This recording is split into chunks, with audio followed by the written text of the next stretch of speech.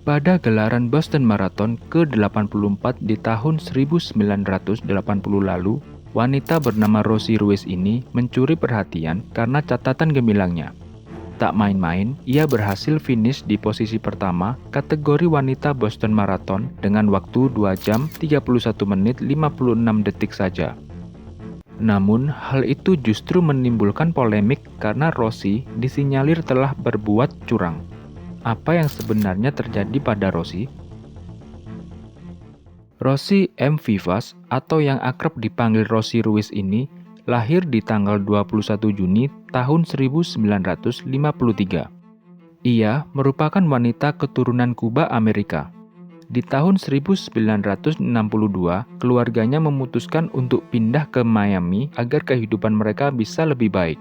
Lalu, saat memasuki usia dewasa, Rosie memutuskan pindah ke New York City untuk bekerja di sebuah kantor firma komoditas yang bernama Metal Traders.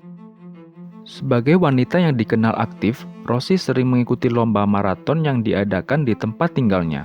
Hasilnya, di tahun 1979, ia berhasil menempati posisi ke-11 pada gelaran New York City Marathon dengan waktu tempuh 2 jam 50 menit 29 detik. Catatan waktu itu membuat Rosie memenuhi syarat untuk mengikuti Boston Marathon. Sampai pada akhirnya, setahun kemudian atau tepatnya tanggal 21 April 1980, event Boston Marathon pun tiba. Seperti peserta pada umumnya, saat itu Rosie memulai maraton tanpa hambatan. Semua peserta juga terlihat antusias mengikuti acara tahunan tersebut. Kala itu para peserta harus menempuh jarak 26 mil atau sekitar 42,1 km. Tanpa disangka, sekitar 2,5 jam kemudian, Rosie berhasil berada di posisi terdepan dan memenangkan maraton tersebut. Ia juga diketahui membuat rekor menyelesaikan lomba dengan catatan waktu 2 jam 31 menit dan 56 detik. Waktu yang ia capai itu membuat Rosie menjadi wanita tercepat sepanjang sejarah Boston Marathon serta menjadi wanita tercepat ketiga di semua ajang maraton manapun. Namun, semua pencapaian Rosie itu menimbulkan kecurigaan dari beberapa pihak. Pasalnya, seorang pemenang di kategori pria yang bernama Bill Rogers mengatakan kalau Rosie sama sekali tidak mengetahui hal-hal yang harusnya diketahui oleh pelari pada umumnya seperti latihan interval serta split. Kecurigaan tak hanya muncul dari peserta lain, sejumlah penonton juga melihat Rosie sama sekali tidak kelelahan atau berkeringat. Dari hasil uji detak jantung juga memperlihatkan kalau detak jantung Rosie berada di 76 per menit. Padahal kebanyakan detak jantung dari pelari maraton wanita ada di angka 50 per menit atau bahkan lebih rendah. Kejanggalan kemenangan Rosie tak hanya berhenti sampai situ. Lagi-lagi, waktu ia menyelesaikan maraton itu sangat tidak lazim. Ia diketahui finish 25 menit lebih cepat daripada saat ia mengikuti New York Marathon sekitar 6 bulan sebelumnya. Wartawan yang penasaran pun juga menanyakan hal itu kepada Rosie. Ia menjawab kalau hal itu hanya kebetulan saja karena di pagi harinya Rosie benar-benar sedang bersemangat untuk mengikuti maraton tersebut.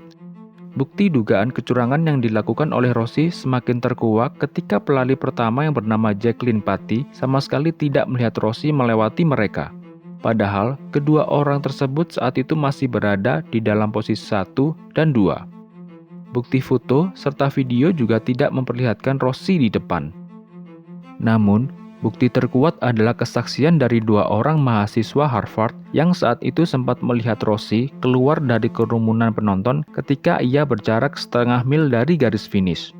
Dari beberapa laporan dugaan kecurangan itu, pada akhirnya panitia Boston Marathon melakukan penyelidikan lanjut dan hasilnya memang Rosie terbukti melakukan kecurangan.